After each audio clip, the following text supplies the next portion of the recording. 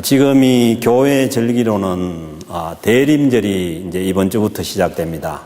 그 대강절, 대림절은 2000년 전에 주님께서 이 땅에 오신 그날을 축하하고 기다리고 또 다시 오실 주님을 기다리는 그런 절기고 또 내 마음속에 성령으로 오신 주님께서 오시기를 고대하며 기다리는 그러한 절기입니다. 그래서 양초가 많이 등장한 것은 이분들은 이 빛으로 오신 예수를 기다리면서 양초 이제 그 4개가 사주가 대림절 사주간이고 마지막 중간에 있는 양초가 예수님의 양초예요. 그래서 크리스마스 날 이브 날 저녁에 저 불을 켜서 주님께서 오셨다는 것을 기다리고 기념하는 그러한 의미입니다. 그래서 여러분들 우리가 실제로 양초를 켜지 않더라도 우리 마음속에 양초불을 켜시고 불을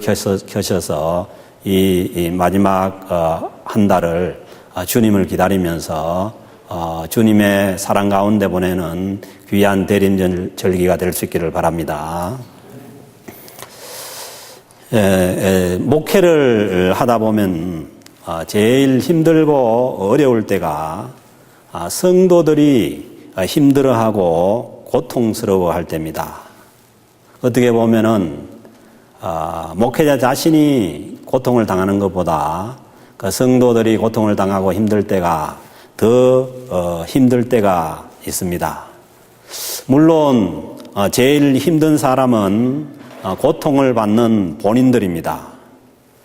타인이 아무리 다른 사람의 고통을 이해한다고 해도 그 속사정을 다 알 수가 없습니다.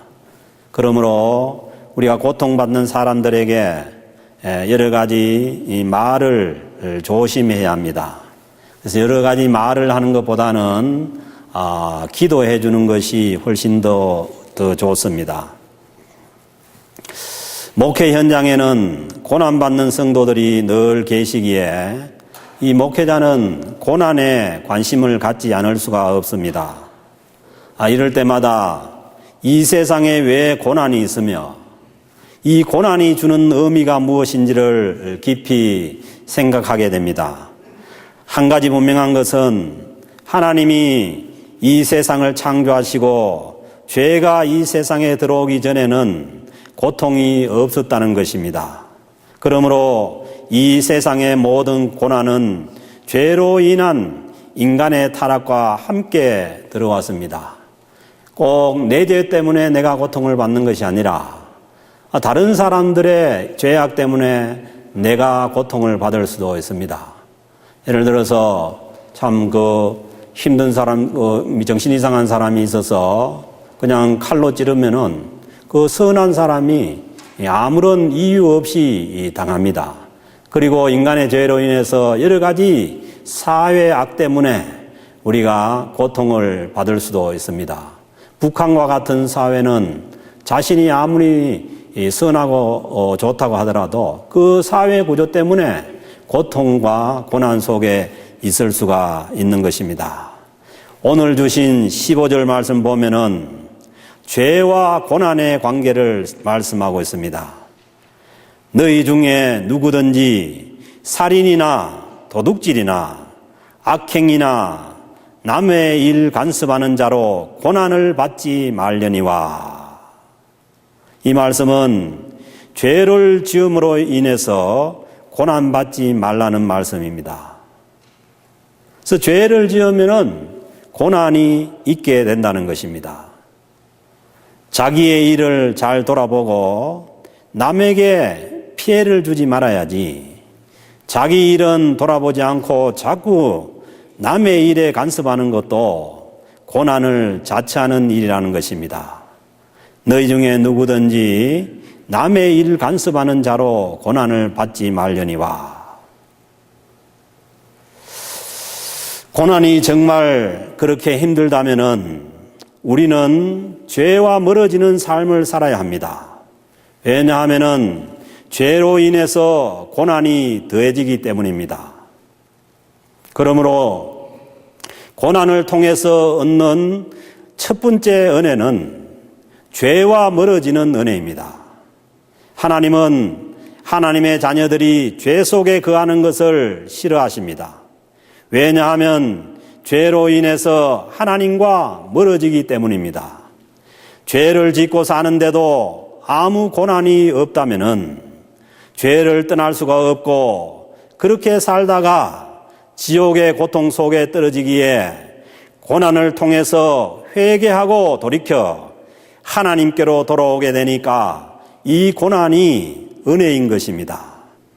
죄로 인해 받는 고난은 그 고난으로 인하여 죄를 떠나서 하나님께로 돌아오는 하나님의 메시지인 것입니다. 이 고난의 의미를 너무나도 잘 깨달은 사람이 구약의 다윗입니다. 다윗은 시편 119편에서 이렇게 말씀합니다.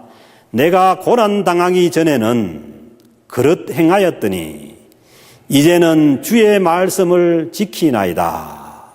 고난당하기 전에는 그릇된 길로 갔는데 고난을 당한 후에야 주의 말씀을 지키게 되었다는 고백입니다. 그리고 이어서 고난당한 것이 내게 유익이라. 이로 말미암아 내가 주의 율례들을 배우게 되었나이다. 결론적으로 고난당한 것이 자신에게 유익이 되었다는 것입니다. 고난으로 인해서 하나님과 더 가까워졌고 하나님이 원하시는 길로 가게 되었다는 것입니다. 그러므로 그 고난이 자기에게 유익하다는 고백입니다. 죄로 인한 고난 외에 또 다른 고난은 하나님께서 우리를 더 확실한 하나님의 사람들로 만들기 위해서 시험으로 주는 고난입니다. 12절 말씀 보면은 사랑하는 자들아, 결코 미워해서 고난이 있다는 것이 아니죠. 사랑하는 자들아, 너희를 연단하려고 오는 불시험을 이상한 일 당하는 것 같이 여기지 말라. 하나님께서 하나님의 백성들을 더 강한 하나님의 사람들로 만들기 위해서 불시험과 같은 어려운 시험을 당하게 하신다는 것입니다. 이 불시험이 집에 불이 나는 그런 시험이 아니라 영어 성경 보면 painful trial, 고통스러운 그러한 시험이라는 것입니다. 그러므로 시험이라는 것은 고통스럽습니다. 학생들이 상급 학교로 지나가기 위해서는 졸업시험을 치러야 되고 입시시험을 쳐야 하는 것처럼 하나님의 백성들도 더 나은 하나님의 사람들이 되기 위해서는 시험을 치루어야 하는 것입니다. 이 시험이 없이도 되면은 참 좋은데 시험이 없이는 되지 않기에 하나님께서 하나님의 사람들에게 어려운 시험을 허락하신다는 것입니다. 그렇지요. 좋은 대학일수록 시험이 어렵습니다. 그런 것처럼 더 확실한 하나님의 백성들을 만들기 위해서 하나님께서는 더 극한 불시험을 허락하신다는 것입니다.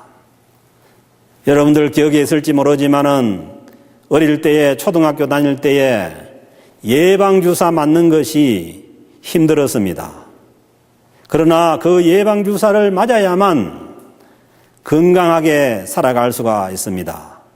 근데 제 기억으로 가장 두렵고 아픈 주사가 있었는데 그것은 불주사였습니다. 소독하려고 그랬는지 모르지만은 이 주사기를 불에 달고 가지고 팔에다가 찌르는 주사였습니다. 아마 나이 든 사람은 이 팔에 이 흉터가 크게 남아있어요. 정말 공포 그 자체였습니다. 어떤 애는 도망가기도 하고 화장실에 숨기도 하고 그러다가 잡혀와서 다시 맞기도 했습니다.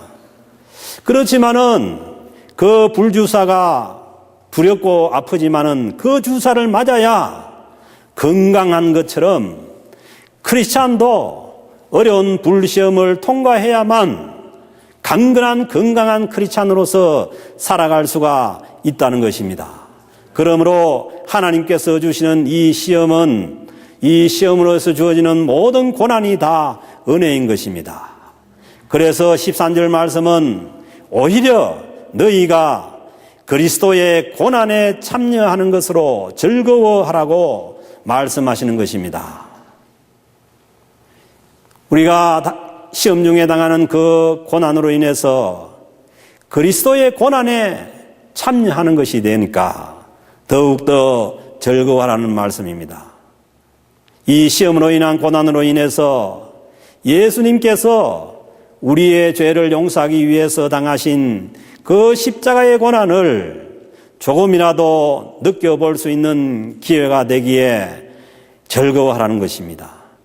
그래서 그 고난을 통해 예수님의 은혜를 더 깊이 깨달아 알게 되기에 그 고난이 우리에게 은혜가 되는 것입니다. 이 고난 때문에 그리스도의 영광에도 참여하게 되기에 오히려 즐거워하고 기뻐하라고 말씀합니다. 우리가 사회생활 가운데서도 시험이 어려울수록 나중에 더 큰 영광에 참여하게 되는 것입니다. 어려운 고시를 통과하면은 합격의 영광이 더 크게 주어지듯이 어려운 고난의 시험을 승리하면 하나님께서 주시는 더 큰 영광이 있다는 것입니다. 계속해서 14절에서 말씀하십니다. 너희가 그리스도의 이름으로 치욕을 당하면은 우리가 예수 믿는 것 때문에 예수 그리스도의 이름 때문에 욕을 당하는데 치욕, 정말 어려운 그러한 일을 당하면은 복이 있는 자로다고 성경은 말씀합니다. 그때에 영광의 영 곧 하나님의 영이 너희 위에 계심이라. 우리가 예수님 믿는 것 때문에 어려운 일을 당하는 것은 복 있는 자이고 그리고 그때에 성령님께서 우리와 함께 하신다는 증거가 된다는 것입니다. 왜냐하면 사람은 누구나 다 고난을 싫어하는데 주님 때문에 고난을 당하고 있는 것은 바로 성령께서 함께 하신다는 증거입니다. 왜냐하면 성령으로 하지 않고 성령께서 계시지 않으면 그 어려운 고난을 당하고 앉아있을 이유가 없죠. 그러니까 그거는 우리가 주님의 이름으로 고난을 받는다는 것은 맨정신에 받는 고난이 아니에요. 부활하셔서 살아계신 주님께서 성령으로 오셔서 우리와 함께 하시기 때문에 우리가 고난을 받고 앉아있는 것이지, 그렇지 않다면은 왜 우리가 고난을 받고 있느냐는 것이에요. 왜냐하면 그만큼 고난은 어렵고 힘들기 때문에 그렇습니다. 사랑하는 성도 여러분, 우리가 주님의 이름으로 고난을 당할 때에 성령께서 나와 가장 가까이 함께 하심을 알 수가 있습니다. 이때라야 하나님의 인재를 경험할 수가 있습니다. 하나님께서 우리와 함께 하신다는 하나님의 인재를 가장 깊이 경험할 수 있는 순간은 우리가 주님의 이름 때문에 고난을 받을 때입니다. 사도행전 7장에서 초대교회 집사인 스데반이 전도하다가 돌에 맞아 죽는 고난을 받을 때에 그 장면이 스데반 집사가 성령이 충만하여 그 얼굴이 천사의 얼굴과 같이 되었다고 성경은 말씀하고 있습니다. 돌에 맞는 그 순간이 얼마나 고통스럽고 힘든 순간이었어요. 그러나 얼마나 하나님께서 스데반 집사 위에 충만하게 임재하셨는지 그 순간도 그 얼굴이 천사와 같이 되었다는 것입니다. 그러므로 주님을 위해서 고난받는 그곳에 성령께서 강하게 임재하십니다. 16절 말씀은 만일 그리스도인으로 고난을 받으면 부끄러워하지 말고 도리어 그 이름으로 하나님께 영광을 돌리라고 권면하십니다. 우리는 예수 믿는 것 때문에 이 세상 사람들에게 손가락질 당하고 어려워지면은 부끄러워하기가 쉽습니다. 그런데 성경 말씀은 그렇게 하지 말라는 것입니다.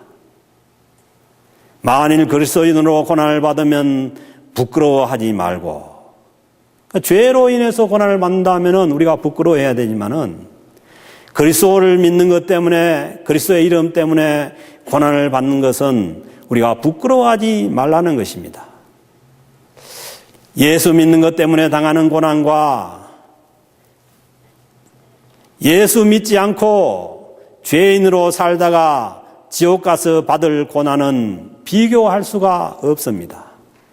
그러므로 뭘 아직도 모르고 손가락질하고 비웃는 그 사람들을 불쌍히 여겨야지, 그것 때문에 우리가 그리스도로 인해서 받는 고난을 부끄러워할 이유가 없다는 것입니다. 그러기에 하나님의 사람들은 하나님의 뜻대로 살다가 고난을 받는 중에도 선을 행하라고 말씀하십니다. 19절 말씀입니다. 그러므로 하나님의 뜻대로 고난을 받는 자들은 또한 선을 행하는 가운데에 그 영혼을 미쁘신 창조주께 의탁할지어다. 왜냐하면 힘든 고난을 받다가 보면은 그 고난 자체가 견디기도 힘든데 선을 행한다는 것은 너무 어려운 일입니다. 그 고난 자체를 견디기도 힘든데 그 와중에 또 선을 행하려고 하니까 얼마나 힘이 들겠습니까? 그러니까 너무 힘드니까 오늘 주신 말씀 보면은 자기의 영혼을 신실하신 창조주 하나님께 의탁하라고 말씀하고 있는 것입니다. 예수님께서 십자가의 고난을 받으실 때에 그 육체의 고통을 참기도 어려운데 자기를 십자가에 못 박는 사람들의 죄를 용서해 달라고 기도하는 것이 얼마나 어려운지를 우리가 이해할 수가 있습니다. 자기를 향해서 침 뱉고 가시관을 씌우고 자기를 희롱하는 그들을 향해서 그 사람들의 죄를 용서해 달라고 기도하며 선을 행하는 것 얼마나 힘들었겠습니까? 너무 힘들기에 그 고통의 순간에 주님은 내 영혼을 아버지 손에 부탁하나이다 라고 아버지 하나님께 자기의 모든 것을 부탁했습니다. 사랑하는 성도 여러분, 지금도 우리가 예수 그리스도를 믿고 살아가는 가운데 우리에게 크고 작은 고난이 얼마든지 있을 수가 있습니다. 오히려 정말 내가 예수 그리스도를 믿는데 아무런 고난이 없는 것을 이상하게 생각해야 합니다. 너희를 연단하려고 오는 불시험을 이상한 일 당하는 것 같이 이상히 여기지 말라고 하는 말씀과 반대의 말씀이죠. 아무런 시험도 없고 아무런 고난도 없는 그런 시기를 보내고 있다면 오히려 그것을 이상하게 생각해야 합니다. 사랑하는 성도 여러분, 주님의 은혜는 어렵고 힘든 이 고난을 통해서 우리에게 주어집니다. No cross, no crown. 아무런 고난 없이 그저 편한 곳을 찾아서 그렇게 믿음 생활을 하고 나에게 무엇이 주어지기를 바란다면 그것은 기독교가 아닙니다. 그거는. 사랑하는 성도 여러분, 고난을 원망하고 불평하기보다는 고난 중에도 선을 행하는 믿음이 있으시기를 주님의 이름으로 축복합니다. 고난이 너무 힘들고 어렵고 그 가운데 선을 행하기가 너무 힘들거든 주님께 모든 것을 의탁하십시오. 이것이 우리의 믿음입니다. 그렇지 않고 어렵고 힘들다고 해서 쉽게 쉬운 곳으로 찾아간다면은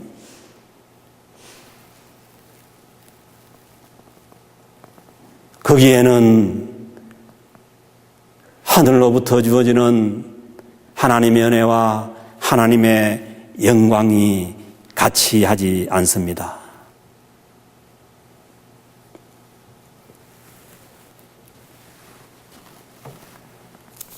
시험을 받을 때 너무 힘들고 어려우면은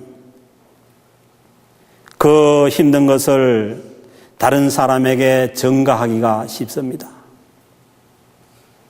나도 힘든데 니도 한번 힘들어 봐라. 그리고 자기의 고난을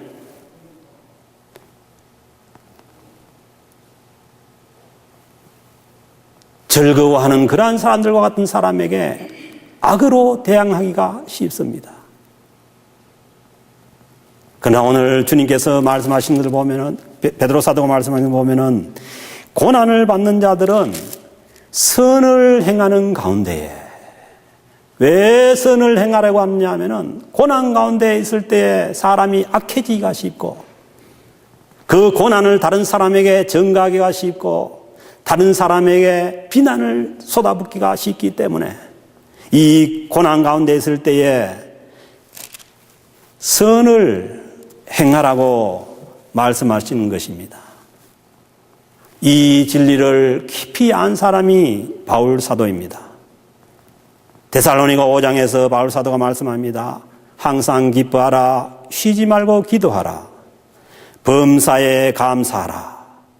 이는 너희를 향하신 하나님의 뜻이니라. 이 말씀은 좋을 때에 기뻐하고 감사하는 얘기가 아닙니다. 어려운 고난 중에도 감사하며 기뻐하라는 말씀입니다. 사랑하는 성도 여러분, 오늘날 또 예외는 아닙니다. 우리가 정말 주님의 이름을 믿고 주의 이름을 위해서 살아간다면은 우리에게도 얼마든지 고난이 닥쳐올 수가 있고 시험이 닥쳐올 수가 있습니다. 그러므로 우리는 이 어려운 고난 중에도 항상 감사하면서 기뻐하면서 살아가야 하는 것입니다.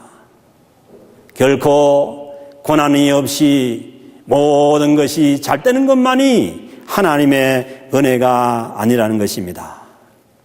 사랑하는 성도 여러분, 오늘날 이 믿음을 가지고 고난 가운데 끝까지 승리하며 주님의 이름을 높이는 우리 모든 성도들이 될 수 있기를 주님의 이름으로 부탁을 드립니다. 이 은혜가 저와 성도 여러분에게 있어지기를 우리 주님의 이름으로 축복합니다.